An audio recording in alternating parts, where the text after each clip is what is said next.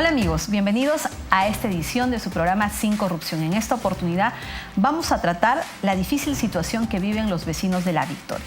Hace aproximadamente un año recibí a un grupo de vecinos que nos dieron a conocer la terrible situación por el cobro de cupos que ha tenido lugar en La Victoria, que ha sumado la existencia de delincuencia, de organizaciones criminales que con el uso de la violencia cobran cupos a aquellas personas que se dedican al comercio informal y con ello atentan a la libre disposición de los espacios públicos de los ciudadanos que viven en La Victoria. Es decir, que los propietarios de los inmuebles no pueden usar sus paredes, sus ventanas, sus veredas, porque estos grupos criminales los amenazan y son ellos quienes alquilan estos espacios a los comerciantes informales y de esa manera captan millones de soles que a la vez han sido usados para generar corrupción. Porque se ha sabido a continuación y por una serie de acciones que hicimos desde mi despacho que la Policía Nacional venía haciéndole seguimiento a una organización criminal a los cuales denominaron los intocables ediles. Esto dio lugar a la captura del alcalde, del exalcalde de La Victoria y una serie de funcionarios y otras personas que formaban esta organización criminal. ¿Qué reveló esta investigación? Que no solamente existía corrupción para que esta organización criminal ponga y financie la campaña del alcalde y desde ahí se den las ordenanzas que den lugar a estos cobros que se llevaban a cabo ya en la persona de los delincuentes mismos frente a los comerciantes informales y frente a los dueños de los inmuebles, sino también que esta corrupción llegó a la Policía Nacional, que también llegó a altos estamentos del aparato estatal que blindaban a estos delincuentes de forma tal que no eran capturados o las investigaciones que se seguían contra ellos iban a paso de tortuga.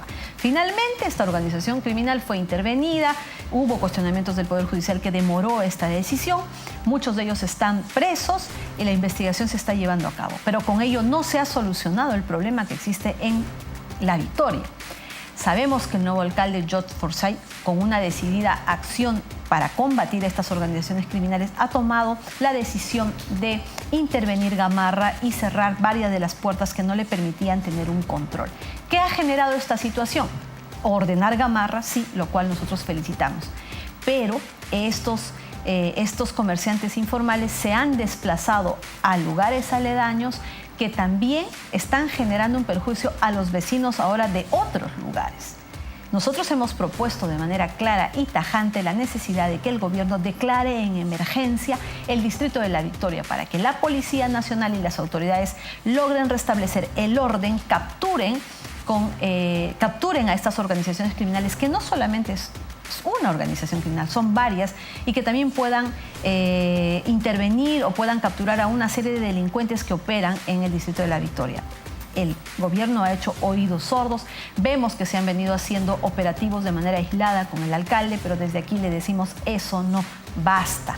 La declaratoria de emergencia es urgente porque lo único que se ha logrado, es cierto, poner orden, pero que ese problema se traslade a otros lugares de La Victoria y son los vecinos los que vienen siendo perjudicados y viven bajo el terror, bajo las amenazas, es que se oponen a que se alquilen esos lugares públicos. Y los comerciantes informales, además, también son objeto de violencia para que puedan seguir pagando. Reiteramos también nuestro pedido para que el Congreso de la República apruebe la moción que le da facultades de comisión investigadora a la Comisión de Fiscalización, porque es necesario saber cómo operó la corrupción hasta la gestión saliente para saber cómo es qué funcionarios y cuál era el modus operandi, para saber a qué autoridades más comprometió en otras instituciones del Estado. Desde aquí le hacemos llegar a todos los vecinos de La Victoria nuestro compromiso decidido de seguir apoyándolos hasta que el gobierno declare la emergencia del distrito de La Victoria y finalmente el alcalde Forsyth pueda recibir un distrito bajo control con seguridad ciudadana y que le permita desarrollarse en estas actividades económicas que tienen lugar en este distrito.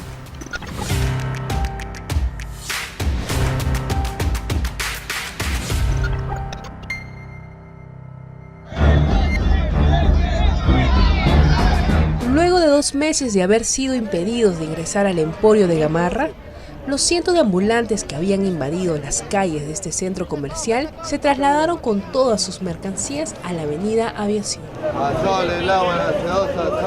Si de por sí resultaba difícil transitar por esta avenida, hoy ya es inaccesible Existe un desorden general, suciedad, informalidad y más proliferación de mafias organizadas. La verdad para mí está muy mal. Yo más bien le felicito al alcalde, este muchacho tan joven, sin haber no tenido ni título, nada, pero ha limpiado todo esto. Yo tengo mi tiendita acá y ahora estoy contenta. Sin Corrupción le muestra uno de los puntos más álgidos. Es a la altura de la estación Gamarra del Metro de Lima. Comerciantes que a pesar de un aviso no respetan y se imponen ante las fuerzas policiales. Ay, es un caos, se estresa mucho, de verdad. Y me parece que está bien Gamarra.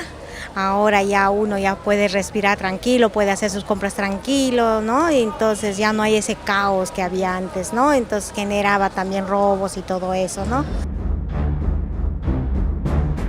Sin embargo, se suman más malestares para el público consumidor. No, yo pienso que el alcalde de repente puede ubicarles a esa gente, ¿no? Porque todos necesitamos trabajar.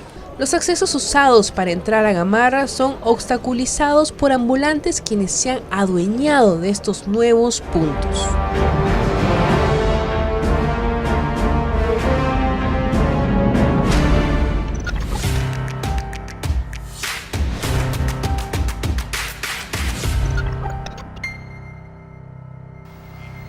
En esta oportunidad nos acompaña en estudios el doctor Luis Lamas Puccio, abogado penalista, y nos ayudará a entender, queridos televidentes, si estas empresas corruptas lideradas por la empresa Odebrecht deben seguir operando en nuestro país. Bienvenido, doctor. Muchas gracias por acompañarnos.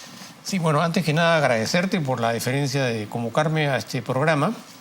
Y entrando ya un poco más al fondo del tema de la pregunta, se trata ni más ni menos que de una empresa y de un consorcio empresarial en torno a una empresa principal que es Odebrecht, que está siendo investigada por una serie de actitudes, conductas y procedimientos que están tipificados como delitos en la legislación penal. Es decir, en otras palabras, hechos que tienen connotación en materia de corrupción.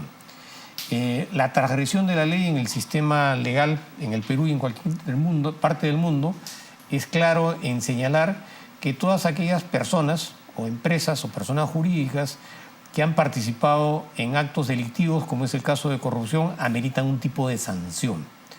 Por lo tanto, el cuestionamiento es grave porque se trata de casos de corrupción en un país que tiene una larga data y experiencia en materia de corrupción y que además la lucha contra la corrupción ha pasado a convertirse en un elemento hegemónico como parte de una política del Estado. Tanto es así que el año actual se llama el año de la lucha contra la corrupción.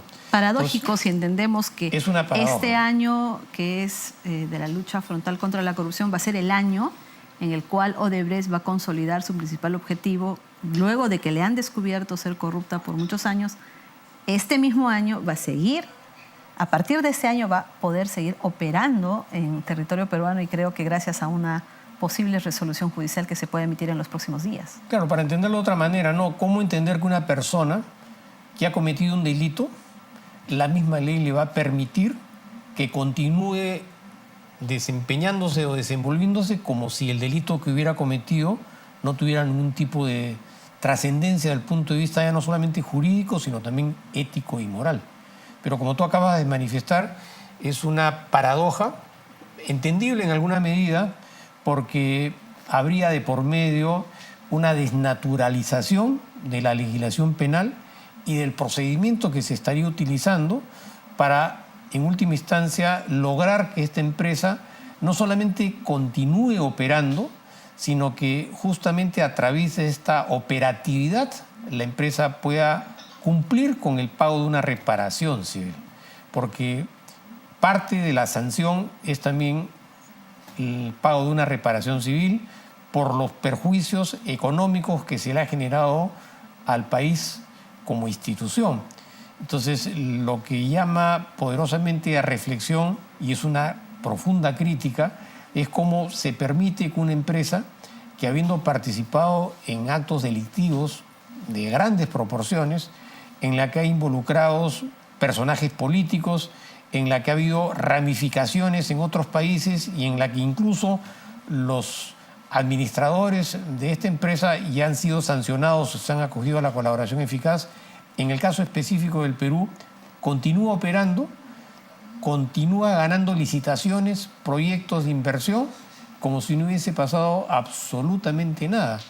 Y eso es un tema que en realidad contrapone esa afirmación categórica de luchar contra la corrupción, cuando en la práctica esta empresa sigue operando, sigue ganando licitaciones, y todo esto en aras de poder continuar y pagar la reparación civil. O sea, en otras palabras... Que más suena a pretexto en realidad. Es un pretexto porque, como te manifestaba, con la misma actividad que desarrolla la empresa, a pesar de haber cometido una serie de actos de contenido criminal, continúa desarrollando sus actividades, incluso con la participación de algunos personajes que están vinculados al tema de la corrupción.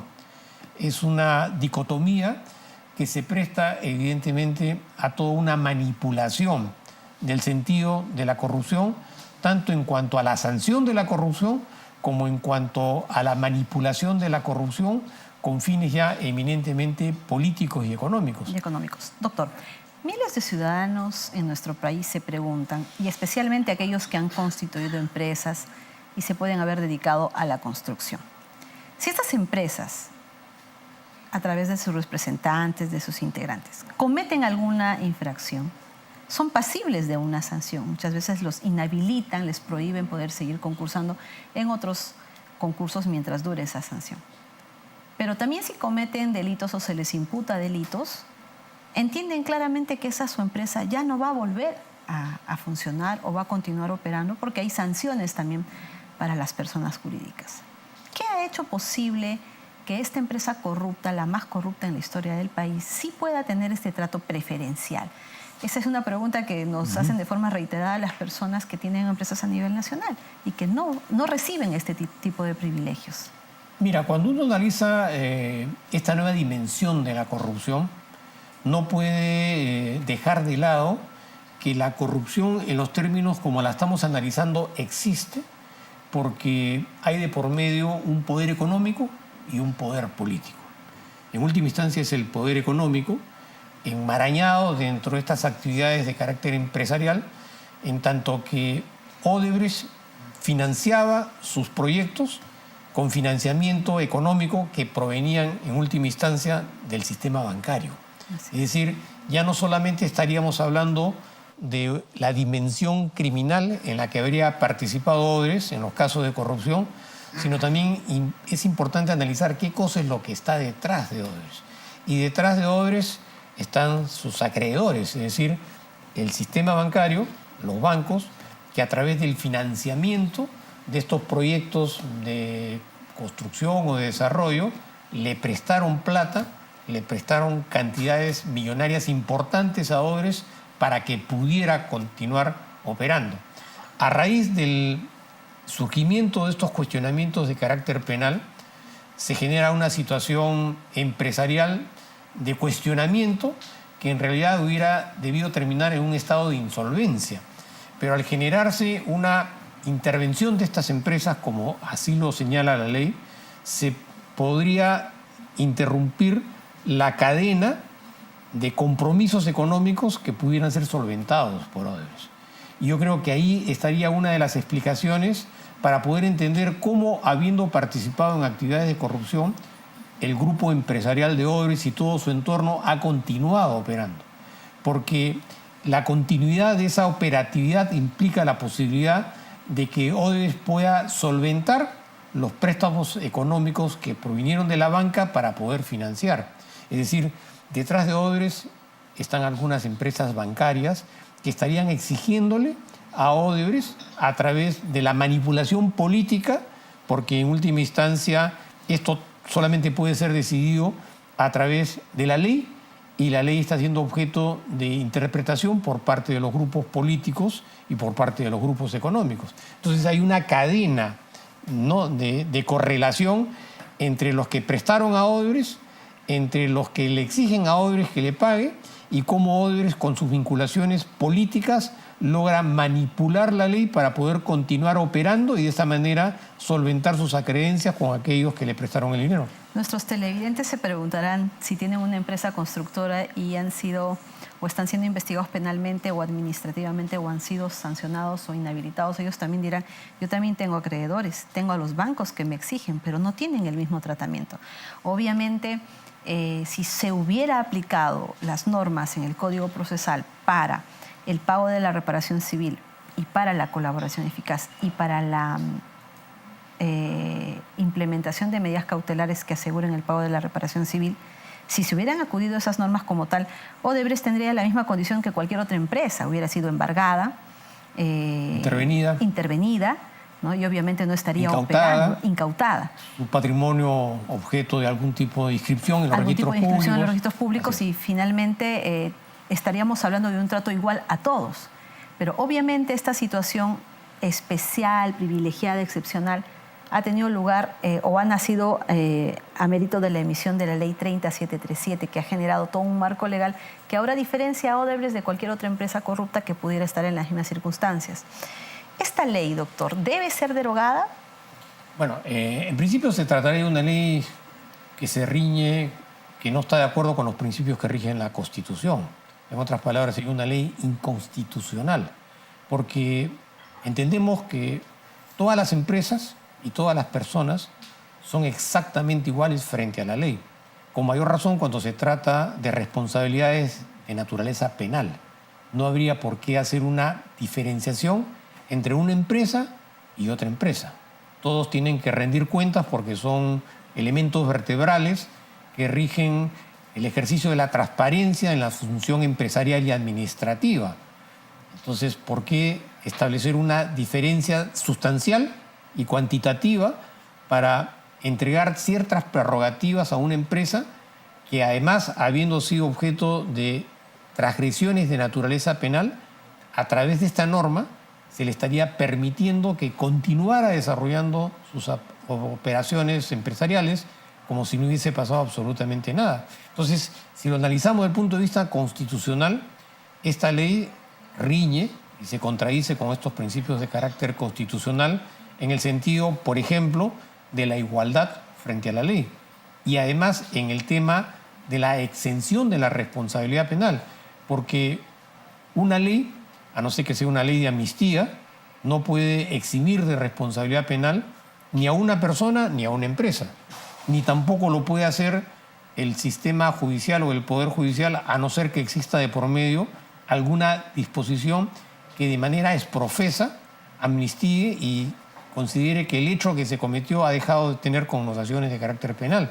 Entonces, yo creo que si lo analizamos de diferentes perspectivas, esta ley es inconstitucional y no tiene el más mínimo estándar de aprobación para poder ser considerada una ley en el sentido ya no solamente de la exención de la responsabilidad penal, sino de la igualdad.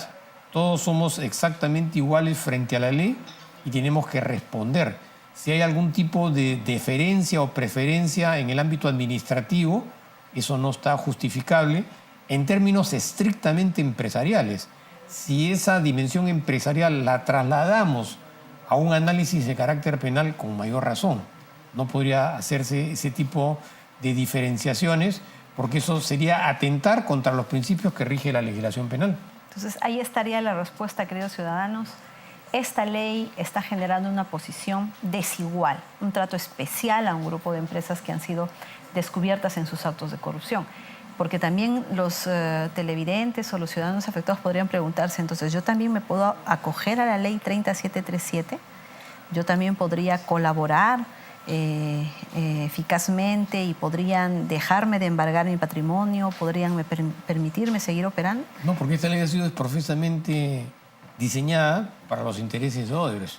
No necesariamente es competencia de otras actividades empresariales que están al margen de este tipo de cuestionamientos. Entonces, y eso, otros ciudadanos peruanos en igual situación no podrían ser beneficiados por esta ley. No pueden, porque la ley está profusamente dada para el caso de Odebrecht. Es más, se otorgan una serie de prerrogativas de carácter procesal en materia de cuestionamientos a otros sistemas normativos para justamente fortalecer la posibilidad de que Odebrecht siga desarrollando sus actividades empresariales. Situación diametralmente distinta para cualquier otro empresario que no está enmarcado dentro de este tipo de cuestionamientos. Y en eso justamente radicaría esta objeción que se plantea a una ley que está vulnerando principios de contenido constitucional en el sentido de exclusividad, discriminación, marginalidad y otros elementos que marcan esta diferencia sustancial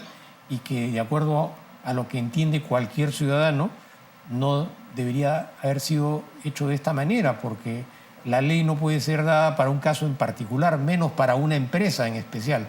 Las leyes son para menos todos. Para la empresa que más nos ha robado, Además, y que no nos ha resarcido, que no ha dado toda la información que se supone se había comprometido y está obligado a dar.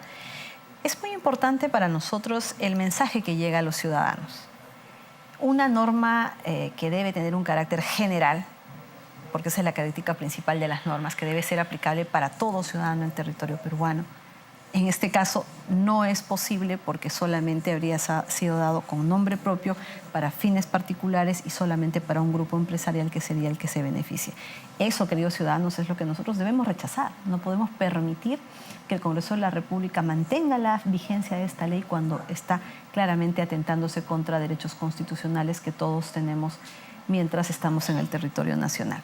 Por otro lado, doctor, si bien es cierto, esta norma ha previsto que estas empresas, acogiéndose a la colaboración eficaz, puedan continuar operando, este acuerdo de colaboración eficaz, tan cuestionado por diferentes personas, especialistas, nos hace conocer que el 7 de diciembre del año 2018 se suscribió el preacuerdo en el cual el Ministerio Público convocó al procurador para que éste pueda señalar el pago de la reparación civil. Pero ahí hay dos aspectos importantes que hay que analizar. Decide el fiscal eximir a la empresa, a petición de ella, de la aplicación de la ley 30737. No se acogen al supuesto de reducir la aplicación de esta ley, en la cual podríamos entender que decidieron aplicar unos artículos y otros no. Ellos se acogen al supuesto de la eximencia, a eximir. ¿Qué quiere decir esta expresión para que los ciudadanos lo puedan entender? Porque nos quieren confundir diciendo de que sí se ha eximido, pero para otros temas no. O sea, ¿qué quiere decir eximir? Mira, la ley de colaboración eficaz, porque hay que entender qué cosa es la ley de colaboración eficaz, es una ley de arrepentimiento, es una ley de perdón, es una ley de contenido premial. Es decir, tú has cometido un delito, mereces una sanción de carácter penal, pero yo te puedo perdonar y te puedo eximir de esa responsabilidad penal. Pero para que yo te pueda perdonar la responsabilidad penal, tiene que haber un acontecimiento, un hecho que realmente justifique y equipare esa prerrogativa que tiene el Estado de castigarte. Ese acontecimiento que puede permitir que una persona quede libre de responsabilidad penal tiene que ser de tal magnitud que evidentemente si no hubiera sido por la información que tú me estás proporcionando, yo no hubiera podido conocer. El segundo tema es que la ley de colaboración eficaz se ha desnaturalizado. Se ha desnaturalizado porque estaría utilizando como un marco de carácter contractual, que no es una ley de colaboración, para poder, digamos, establecer ciertos parámetros para que esta empresa pueda continuar operando. Porque lo alterno hubiera sido que se firmara una especie de acuerdo contractual para ponerse en referencia ciertos elementos que pudieran coincidir. Pero eso es una relación contractual normal. Acá estamos hablando de actos de contenido penal, en lo que no cabe la contratación ni el elemento contractual. Entonces, ni la voluntad de las partes para... Entonces se utiliza una ley de colaboración en la que además se desnaturaliza, entre otras cosas, ¿por qué? Porque quien se acoge a la colaboración eficaz tiene que reconocer a plenitud sus responsabilidades penales. Yo como pretendiente a colaborador eficaz no voy a pretender ponerme a negociar con la Fiscalía. Yo no tengo nada que negociar.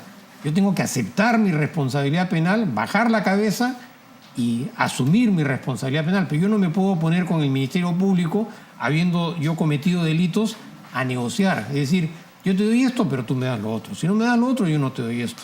Eso es desnaturalizar la legislación penal. Acá no cabe la contratación, no cabe el ponerse de acuerdo. Simplemente tú tienes que convencerme a mí, como ministerio, de que la información que me estás dando es una información inédita, que nadie la conocía, que es clave en la investigación.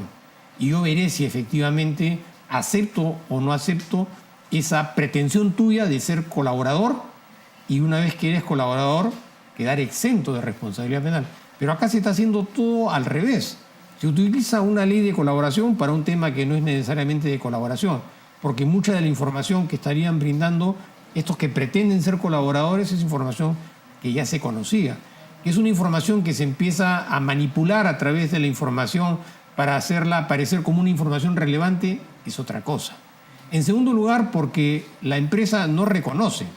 Y no solamente no reconoce, sino que reconoce aspectos que le conviene y deja de reconocer o no menciona a otros aspectos que atentarían contra los intereses patrimoniales de la propia como empresa. El tema gasoducto, por Así es, ejemplo. ¿no? O sea, en otras palabras, yo asevero, pero por otro lado miento. Estoy engañándole al Estado porque me quedo callado. Ese acontecimiento en sí ya desnaturaliza todo proceso de Eso no colaboración. debería darle lugar entonces a la exención de la pena que le están regalando, ¿verdad? Por supuesto, este proceso de pseudo colaboración no debería prosperar. A mi entender, más allá de los acuerdos que puedan haber llegado entre el que pretende ser colaborador y la Fiscalía, y en el entendido de que el Poder Judicial es el que tiene que protocolizar este proceso de colaboración, acá hay aspectos de fondo y aspectos de forma que desnaturalizan el proceso de colaboración y que ya de por sí generan un vicio, y que por lo tanto esto no debería concretarse en un acuerdo de colaboración y menos en un tema de exención de responsabilidad penal, porque como te manifesté hace unos instantes, hay una tremenda contradicción.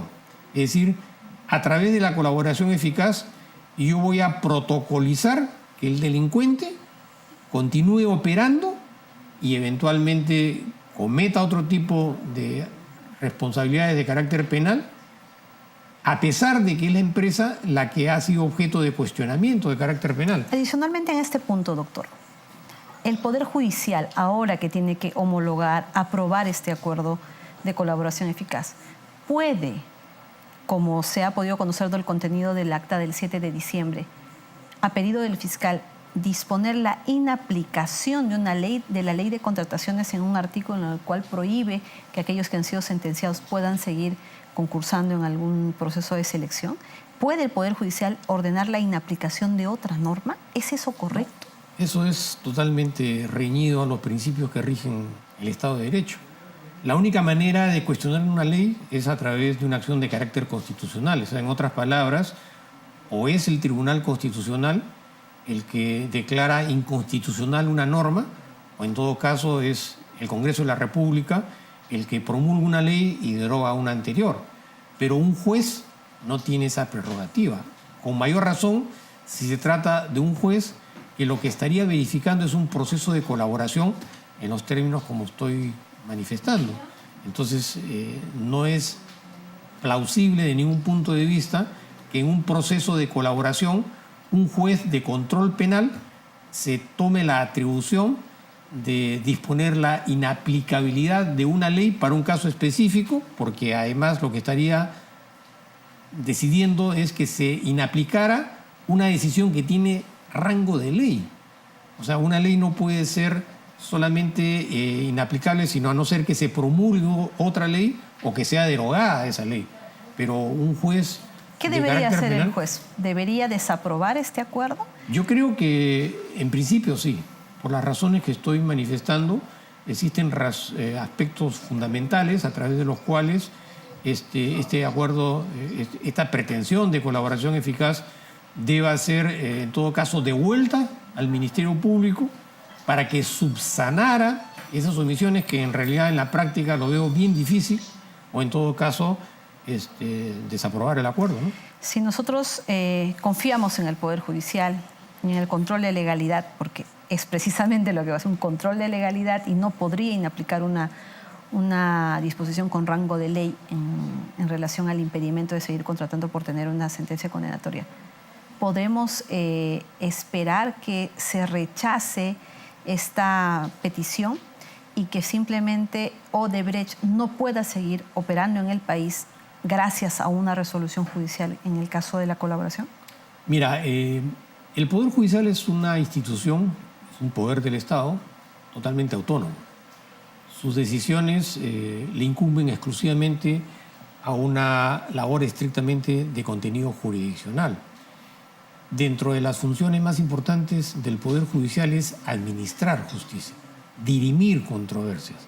Y el sentido de la resolución de los conflictos tiene que estar pensado siempre pensando en satisfacer las expectativas de las grandes mayorías. Para un Poder Judicial muy venido a menos en los últimos años, como lo demuestran las estadísticas, estar considerado como uno de los organismos del Estado más corruptos en la historia del Perú. Pero justamente esa situación de cuestionamiento es resultado de la injerencia del poder político y de otros poderes en la administración de justicia.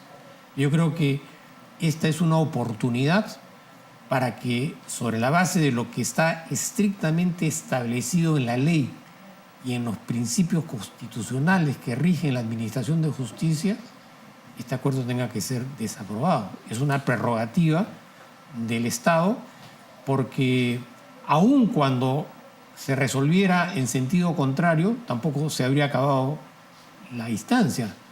Todas las decisiones de carácter jurisdiccional, por más secretas y reservadas que sean, siempre pueden ser motivo de un control de carácter constitucional. Entonces yo creo que la decisión del Poder Judicial debería, en la medida de lo posible, evitar este tipo de cuestionamientos que en última instancia lo que van a afectar aún más es la imagen de la administración de justicia. Es una oportunidad para que el sistema de justicia del Poder Judicial analice de manera detallada, de acuerdo a los principios de carácter constitucional, y no permita que esta iniciativa ya de por sí desnaturalizada, no porque lo digo yo, lo dicen infinidad de especialistas, y además esa es la percepción que tiene la opinión pública sobre este proceso de colaboración. Esto tenga que ser desaprobado de todas maneras, ¿no? Muchas gracias, doctor. Gracias por sus explicaciones. Esperemos que Odebrecht nunca más opere en el Perú. Muchísimas gracias. Hasta una próxima oportunidad. Queridos amigos, hemos llegado al final de este programa. Esperemos que Odebrecht nunca más opere en el Perú. Los esperamos en una próxima edición.